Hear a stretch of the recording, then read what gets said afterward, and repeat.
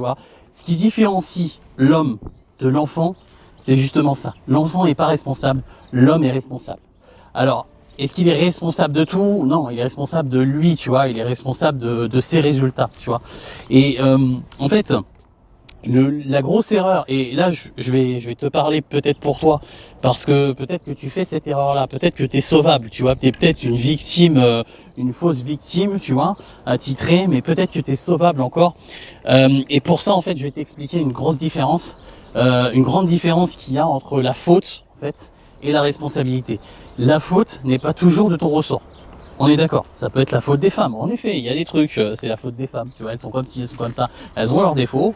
Bon bah voilà, hein, ça peut être de leur faute, ça peut être de la faute de la société aussi. Ça peut être de la faute de voilà, de la génétique, peut-être que t'es pas parfait, voilà, peut-être que t'es pas grand, peut-être que t'es pas beau gosse, etc., etc. Oui, il y a une part de faute, c'est un obstacle supplémentaire, mais c'est pas la responsabilité, tu vois. La responsabilité, elle est à toi et c'est différent. Il peut y avoir des trucs qui ne sont pas de ton ressort, des obstacles, des difficultés supplémentaires, etc. Mais tu es quand même responsable, tu vois. Salut, c'est Chris. Alors on se retrouve pour une nouvelle vidéo où on va être voilà, dans un décor très vert comme d'habitude, en mode point of view, POV. Sauf que là, on va changer un petit peu de décor, on va changer un petit peu de balade parce que je suis pas dans la Loire. Alors il y a la Loire qui passe pas loin, d'ailleurs pas ici parce que ici ça doit être le Cher, j'imagine. C'est peut-être la Loire, mais je ne crois pas. Je crois que c'est le Cher. Mais je suis pas dans la région de la Loire, enfin le département de la Loire plus exactement, qui appartient à la région Rhône-Alpes, Auvergne-Rhône-Alpes d'ailleurs maintenant. Là, je suis dans la région de Tourangelle, en fait. Je suis à Tours, en Indre-et-Loire. Et donc, voilà pourquoi je me propose une nouvelle balade aujourd'hui. Et aujourd'hui, pour cette balade, je vais aussi aborder un sujet un peu particulier que j'ai peut-être pas l'habitude d'aborder et qui n'a pas grand-chose à voir, en fait, avec la séduction. Enfin, pas grand-chose à voir. Si, c'est quand même un rapport. Mais en fait, c'est quelque chose, c'est un sujet qui est plus vaste que ça. Ce sujet-là, en fait, c'est la victimisation. Et en fait, ce que j'ai tendance à appeler l'état d'esprit, c'est pas moi, c'est les autres, tu vois. C'est-à-dire, il y a des mecs, en fait, et ça franchement, ça m'horripile, ça m'énerve. J'en ai marre d'essayer de convaincre ces mecs-là, d'essayer de parler avec eux, parce que ils sont tellement dans leur trip, c'est la faute des autres, c'est tous les malheurs du monde, en fait, c'est à cause d'eux. Moi, je suis pas responsable. Tout ce qui m'arrive, c'est pas moi, c'est eux, etc., etc. Ces gens-là, j'en ai absolument marre parce que, en fait, je sais même pas comment le dire tellement ça m'énerve, tu vois. En fait, il y a des gens, tu vois, ce sont des fausses victimes. Ils se sont désignés comme fausses victimes. Et ces gens-là, c'est en particulier les hommes, hein, parce que les femmes aussi, mais à la rigueur, les femmes, on peut leur pardonner, tu vois. Mais les hommes, franchement, pour moi, c'est même pas des hommes, quoi. Enfin, là, je suis peut-être extrême en disant ça, mais dans le sens, c'est pas des hommes adultes, tu vois. Ils sont perdus. En fait, leur état d'esprit, leur mentalité, s'est perdu entre l'ado et l'adulte, tu vois. Entre l'homme ado, tu vois, qui n'est pas encore réellement un homme, en fait, hein, c'est dans ce sens-là que je le dis, et puis l'adulte qui lui est un homme, parce que par définition, un homme est un adulte.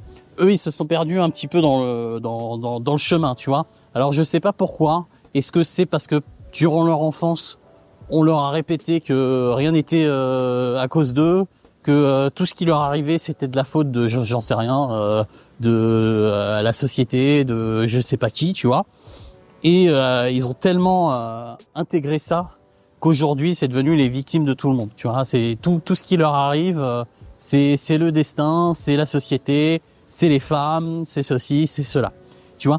Et je suis pas, tu vois, dans le trip alpha mâle, tu vois. Pour moi, c'est un délire de post-adolescence, en fait, tu vois. C'est le mec qui devient adulte, tu vois, le gamin de 18-19 ans qui devient adulte.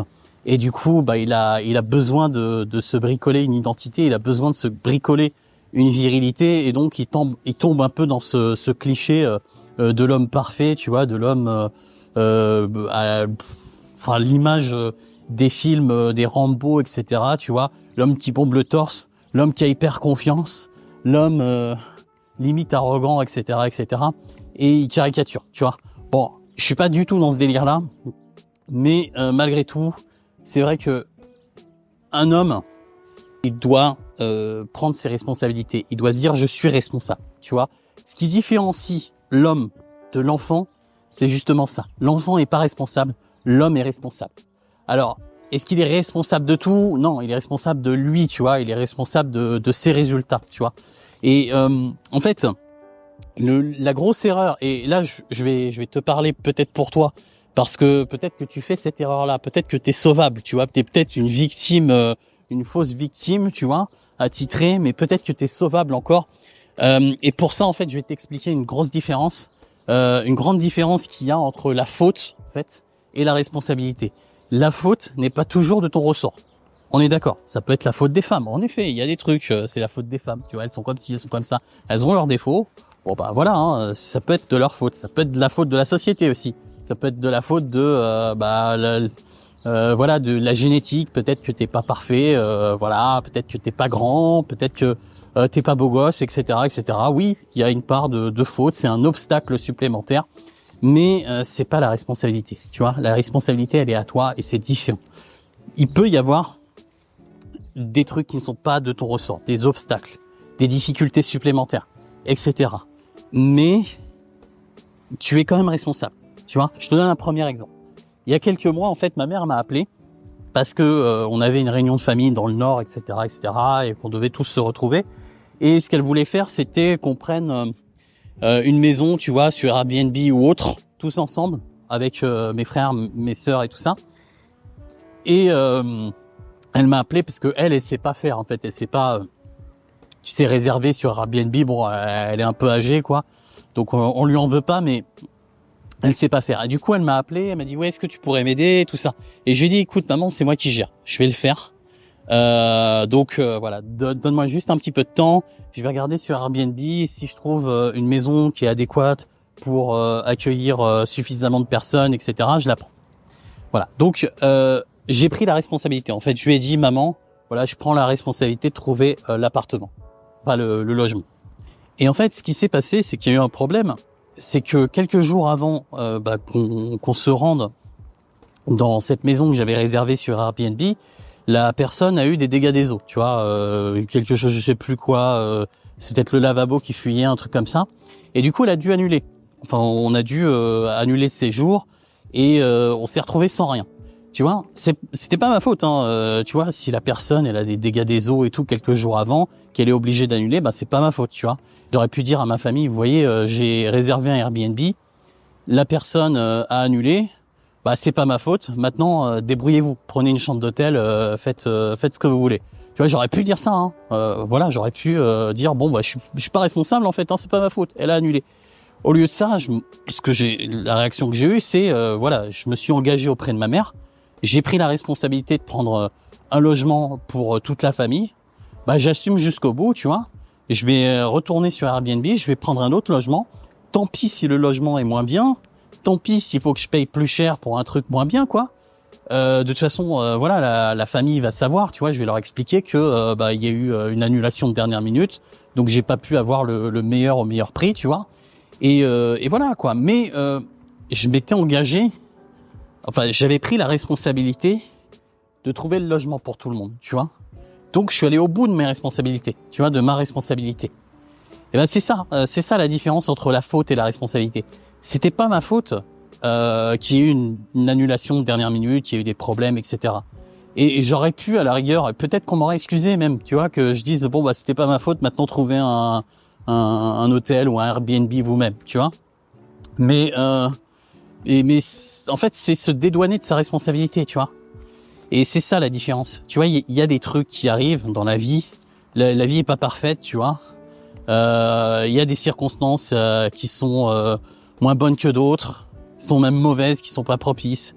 Il y a des contextes qui font que plus de difficultés, il y a des imprévus, etc., etc. Et ça, c'est pas de notre faute, c'est vrai. Mais le résultat final, c'est notre responsabilité. Tu vois, c'est un petit peu comme si, je vais te donner un deuxième exemple, tu serais, je sais pas, chauffeur Uber par exemple, tu vois.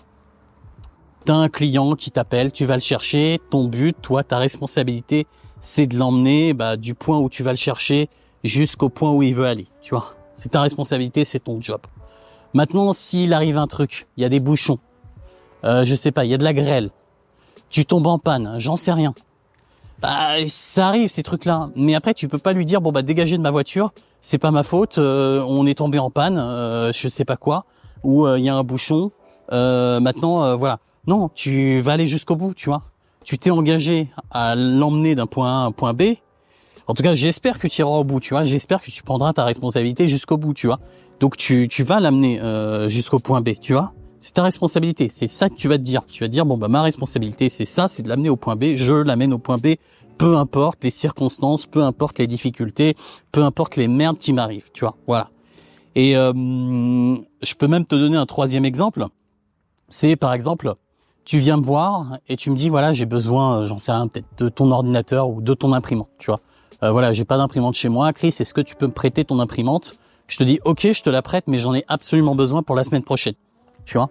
Donc tu me prends mon imprimante, enfin tu me l'empruntes, et puis une semaine après, il se trouve que ta voiture fonctionne pas, tu vois, elle est en panne, elle est chez le mécanicien, que il pleut dehors, que j'en sais rien, il fait un sale temps et tout ça. Et si tu m'appelles, tu vois, en me disant Chris, écoute, ma voiture est en panne, il pleut dehors, je peux pas venir, tu vois.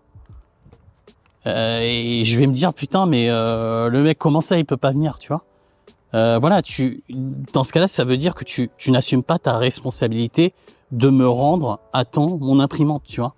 Enfin, bref, je pense que tu as compris un petit peu la différence entre la faute, tu vois, qui n'est pas toujours la tienne, tu vois. Tu as le droit de te dire c'est pas ma faute. Après tout, moi, il y a des trucs qui sont pas notre faute. Hein. Moi, il y a plein de trucs.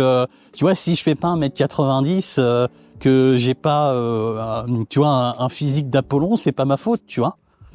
Mais d'aller aborder suffisamment de filles, de faire en sorte que ça se passe bien, de dérouler le processus de séduction correctement, d'optimiser mon attractivité, tout ça c'est ma responsabilité. Et au final, ma responsabilité c'est aussi d'avoir une vie sentimentale et sexuelle la mieux possible, quoi, la plus épanouissante. Voilà, en fonction de, tu vois, la vie te distribue des cartes, un peu comme au poker, et puis si t'as une paire de deux, tant pis, t'essaies de faire le mieux que tu peux avec ta paire de deux. Tu vois, tu peux pas piocher une paire d'as à tous les coups, tu vois. Peut-être que t'as pioché une paire d'as pour ta vie financière, j'en sais rien. Peut-être pas, ou peut-être pour d'autres choses. En tout cas, voilà, la vie distribue pas toujours une paire d'as. Des fois, elle te distribue une paire de deux. Tant pis, il faut faire avec, quoi. Et tu peux te débrouiller avec une paire de deux. Tu peux te débrouiller avec quasiment tout, tu vois. Voilà. Après, je dis pas, il y a des contextes où c'est très très difficile. Mais si voilà, t'es pas handicapé, tu vois. Mais handicapé, je dis pas au sens figuré, au sens propre, hein, tu vois. Si t'as pas un visage difforme, si t'es pas tétraplégique ou je sais pas trop quoi, voilà. Où là vraiment t'as un handicap qui est très très très difficile à contourner, tu vois.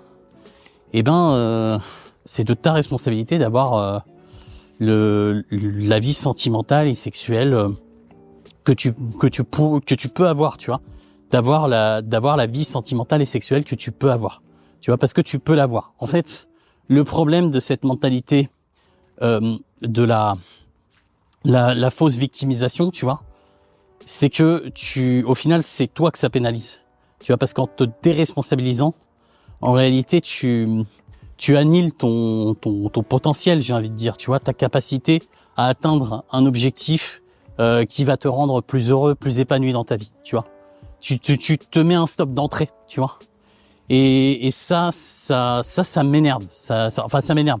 Après, chacun fait ce qu'il veut, mais après, quand tu en plus derrière, tu fais croire aux autres que c'est la même chose, parce qu'après tout, t'as pas envie d'être loser tout seul, tu vois. T'as envie d'être loser avec d'autres personnes, tu vois. T'as envie que tout le monde autour de toi soit un gros loser, parce que si les gens réussissent alors qu'ils sont moins bien lotis que toi, ça t'obligerait à te remettre en question, tu vois. Et ça, t'as pas envie, tu vois.